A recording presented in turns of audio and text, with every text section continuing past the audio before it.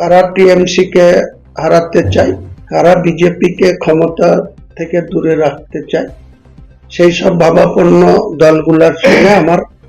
গণমাধ্যমের সাথে কথা বলতে গিয়ে হুমায়ুন কবির বলেন যে আসন্ন নির্বাচনটি বেকারত্ব, মূল্যবৃদ্ধি, গ্রামীণ উন্নয়ন এবং শাসনতান্ত্রিক সংস্কার সহ জনকেন্দ্রিক বিষয়গুলির উপর স্পষ্ট মনোযোগ রেখে লড়া হবে। তিনি জোর দিয়ে বলেন যে বাংলার মানুষের কাছে একটি অবিশ্বাসযোগ্য বিকল্প তুলে ধরাই দলের প্রধান অগ্রাধিকার। হুমায়ুন কবির জানান যে একটি বৃহত্তর জোট গঠনের জন্য বেশ কয়েকটি ধর্মনিরপেক্ষ গণতান্ত্রিক মিত্র দলের সাথে বর্তমান আলোচনা চলছে। তিনি স্পষ্ট করে দেন যে বাস্তব পরিস্থিতি, ভোটের শক্তি এবং ভোটের বিভাজন রোধের লক্ষ্য মাথায় রেখে পারস্পরিক আলোচনার মাধ্যমে আসন ভাগাভাগির ব্যবস্থা চূড়ান্ত করা হবে। ভোট রাজনীতি সংক্রান্ত প্রশ্নের জবাবে কবির বলেন যে রাজ্যে গণতন্ত্রকে রক্ষা করার জন্য বিরোধী শক্তিগুলির মধ্যে ঐক্য অপরিহার্য। তিনি জোর দিয়ে বলেন যে ব্যক্তিগত উচ্চাকাঙ্ক্ষা সম্মিলিত লড়াইয়ের পথে বাধা হয়ে দাঁড়াবে না এবং বাংলার ভোটারদের বৃহত্তর স্বার্থে সিদ্ধান্ত নেওয়া হবে। হুমায়ুন কবির এই বলে শেষ করেন যে আসন্ন বিধানসভা নির্বাচন হবে আদর্শ ও শাসনের লড়াই এবং তার দল শৃঙ্খলা, সমন্বয় ও জনগণের সমর্থন নিয়ে এই চ্যালেঞ্জ মোকাবেলার জন্য পুরোপুরি প্রস্তুত। রাজনৈতিক পর্যবেক্ষকরা আজকের সংবাদ সম্মেলনে পশ্চিমবঙ্গের এই হাই ভোল্টেজ বিধানসভা নির্বাচনের আগে বিরোধী জোটকে শক্তিশালী করার দিকে একটি গুরুত্বপূর্ণ পদক্ষেপ হিসেবে দেখেছেন। আমরা জোট আলোচনা এবং আসন ভাগাভাগি সংক্রান্ত আলোচনার অগ্রগতি পর্যবেক্ষণ করতে থাকব।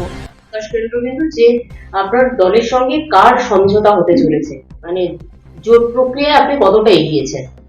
দেখুন, আপনাদের প্রশ্ন করাটা স্বাভাবিক, কিন্তু আমি ফাইনালি এখনই আপনাদেরকে কোনো কিছু বলছি না।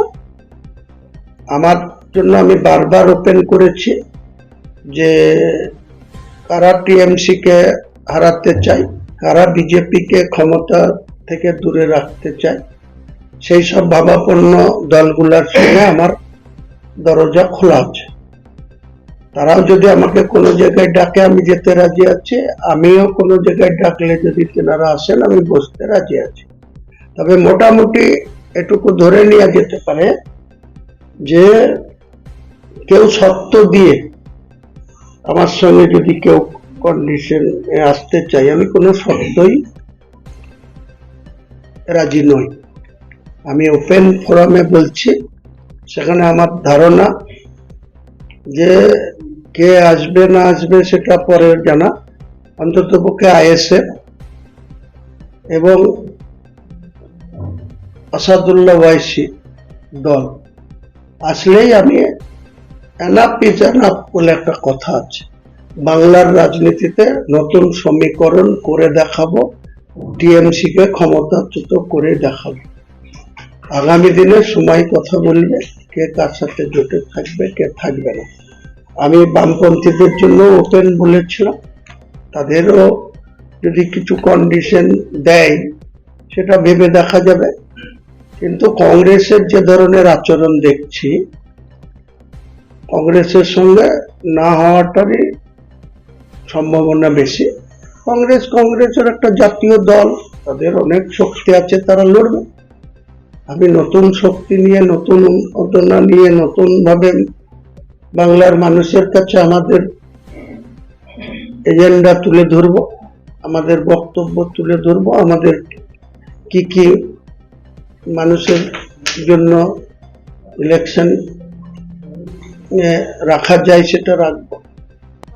আপনার সাথে হাত মেলাচ্ছে কিনা নিম এবং আইএসএফ মোটামুটি কতদিন অপেক্ষা করবে?